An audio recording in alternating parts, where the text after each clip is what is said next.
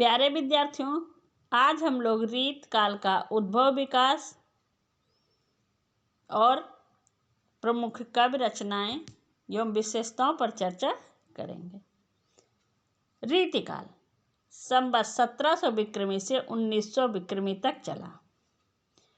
उत्तर मध्यकाल को रीतिकाल कहा जाता है। मिश्र बंधुओं ने अलंकृत काल, विश्वनाथ प्रसाद ने श्रृंगार काल और आचार्य रामचंद्र शुक्ल ने रीतिकाल कहा है। रीतिकाल को 3 भागों में बांटा गया: रीतिबद्ध, रीतिमुक्त, रीतिसिद्ध। रीतिबद्ध इस वर्ग में वे कवि आते हैं जो रीतियों के बंधन में बंधे हुए थे, जैसे चिंतामणि, मतीराम, देव, भिखारीदास, रघुनाथ। इन कवियों ने रीतियों में बंध कर ही कविता लिखी।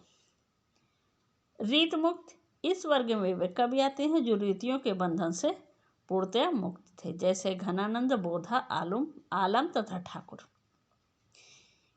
रीतमुक्त कवि रीतियों से मुक्त होकर अपनी कविताओं की रचना की। रीतिसिद्ध तीसरे वर्ग में वे कवि आते हैं जिन्होंने रीति ग्रंथों की रचना नहीं की, परंतु रीति की जानकारी थी।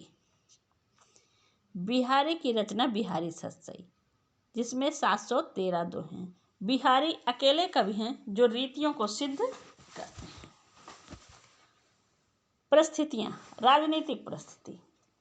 राजनीतिक दृष्टि से यह काल मुगलों के शासन के वैभव के चरम उत्कर्ष और उसके बाद उत्तरोत्तर ह्रास, पतन और विनाश का युग कहा जा सकता है। शाहजहां के शासनकाल में मुगल वैभव अपनी चरम सीमा पर रहा। जहांगीर ने अपने शासनकाल में राज्य का विस्तार किया। ताजमहल और मयूर सिंहासन का भी निर्माण हो चुका था।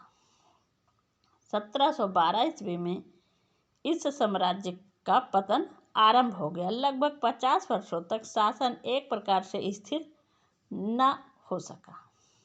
राजगद्दी पर अल्पकाल के लिए ये लोग आते रहे। 1738 ईस्वी में नादिर शाह का आक्रमण हुआ। उसने इस शासन की नींव प्रायः हिला डाली।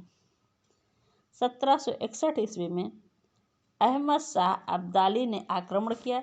इधर विदेशी व्यापारी, विशेषतः अंग्रेजों ने इस स्थिति का पूरा लाभ उठाया और भीतर ही भीतर शक्ति का संचय करते हुए इस अवस्था तक पहुंच गए कि 1803 ईस्वी तक लगभग समस्त उत्तरी भारत पर उनका आधिपत्य हो गया और मुगल सम्राट नाम मात्र के लिए शासक रह गए।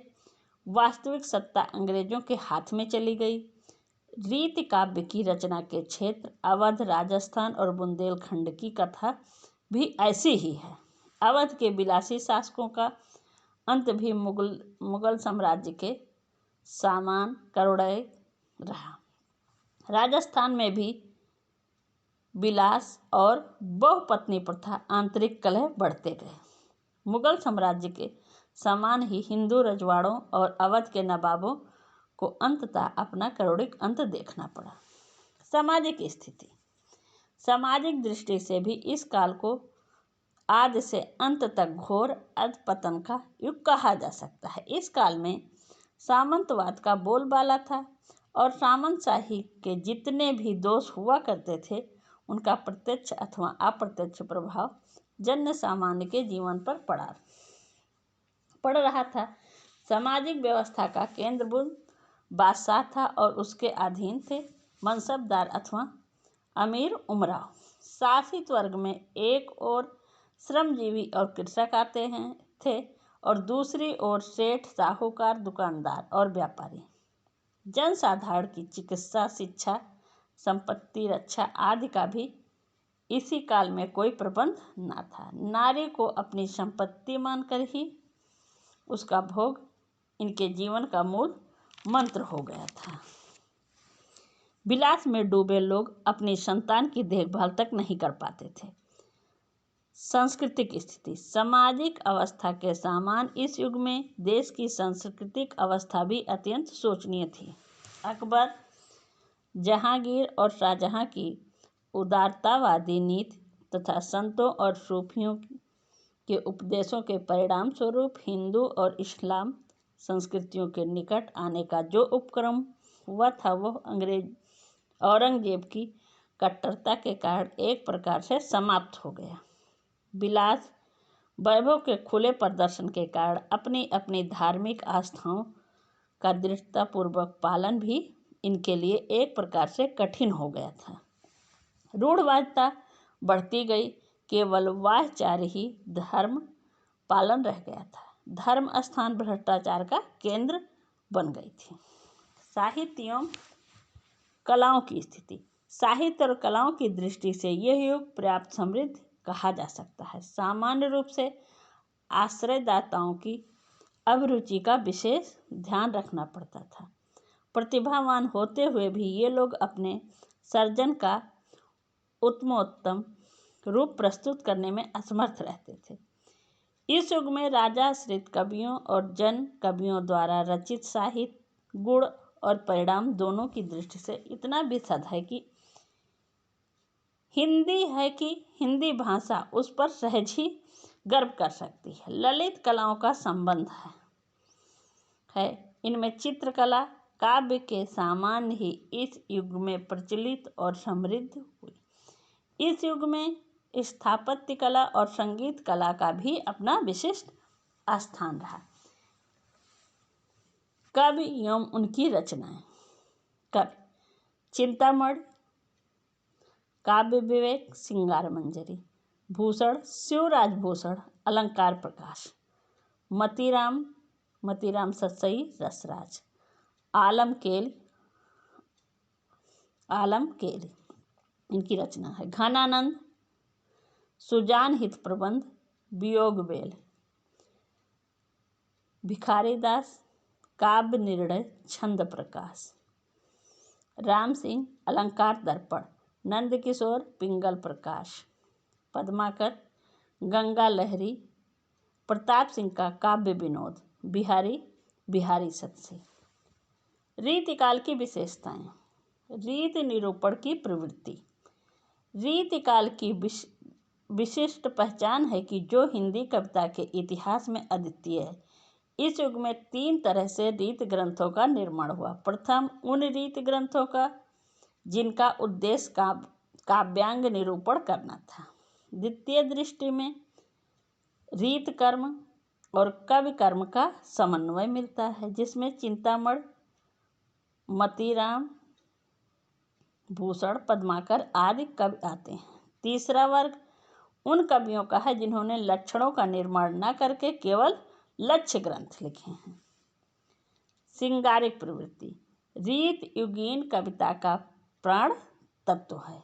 प्रेम, सौंदर्य और श्रृंगार का चित्रण इन कवियों का प्रिय विषय है। जीवन के प्रति ऐहिक और भोगपरक दृष्टि अपनाने के कारण मानव मन के सूक्ष्म से सूक्ष्म प्रणय आकांक्षाओं की अश्लील की परवाह किए बिना हृदय के गोपन भाव, मिलन की नाना भंगिमाओं, सुरीति की नाना मुद्राओं का सजीव और स्वच्छंद चित्रण इन कवियों के यहाँ मिलता है। भाव और कला विधान दोनों ही दृष्टि में ये देव कवि की एक अनूठी रचना है। घनानंद कौन अनोखी दशा, अति आवरी बावरी हइयों धर से। बिछुरे मिल मीन पतंग दशा, कहाँ मोह जी की गति को परसे। भक्ति और नीति प्रवृत्ति। रीति युगीन कविता में भक्ति और नीति की प्रवृत्ति विद्यमान है। रीति ग्रंथों के आरंभ में मंगलाचरण और पर समाप्ति में आशीर्वादवचन आदि के रूप में कहीं कहीं भक्त रस के उद्गार मिलते हैं। बिहारी, पद्माकर तथा सेनापति आदि के मुक्तकों में भी भक्त रस के दृष्टांत मिलते हैं। मैं समझ्यो निर्धार यह जगु, कांचो कांच सो। एकै रूप अपार रीत प्रतिबिंबित, लख युत जहाँ। अलंकारिता इस काल की एक शिल्पगत विशेषता है। रीतबद्ध कविता में जिसका प्रभाव सबसे अधिक है, अलंकार, चमत्कार और पंडित प्रदर्शन के कारण ही जहाँ केशव कठिन काव्य के प्रेत हो गए, वहीं बिहारी ने अपनी कला कुशलता से गागर में सागर भर दिया। राजाश्रित रीतिकालीन हिंदी कवि प्रायः किसी न किसी दरबार में आश्रित थे, इसलिए उन्होंने अपने आश्रयदाता की झूठी वीरता, दानशीलता, रूप, सुंदरता, गुणमयता का बखान खूब बढ़ा चढ़ाकर किया। भूषण जैसे कवियों ने शिवाजी एवं छत्रपाल की प्रशंसा में अतिरंजनापूर्ण वर्णन किए हैं। पावत न हेरे तेरे जस में हैराने सबे, गिरि को गिरीश हैरें गिरजा गिरीश को। नारी विषयक संकुचित दृष्टि। रीतिकाल के कवि नारी के प्रति समग्र दृष्टि से हीन दिखाई पड़ते हैं। स्त्री समाज के प्रति इन कवियों का दृष्टिकोण संकुचित, अस्वस्थ एवं अधूरा है। नारी की रचना शक्ति, धात्री रूप और परिवार पोषण की भूमिका को नजरअंदाज कर दिया गया है। नैन नचाए कहीं मुस्काए लला फिर अइहों खेलन होरी। प्रकृति का उद्दीपन रूप में वर्णन। इस युग की कविता में श्रृंगार भाव प्रधान था। कवियों ने प्रकृति के आलंबन आदि रूपों का वर्णन न करके मात्र उद्दीपक रूप को ही महत्व दिया है। नायक नायिका के संयोग, सुख, रूप, वियोगजन्य दुख को उद्दीपित करने या उस पर धार चढ़ाने में ही अधिकतर प्रकृति का उपयोग हुआ है। मुक्तक शैली। रस सिद्ध उच्च कोटि के कवियों की समूची काव्य साधना मुक्तक रूप में ही सुलभ है। ब्रजभाषा का प्रभाव। काव्य भाषा के विचार से रीतिकाल ब्रजभाषा काल ही है।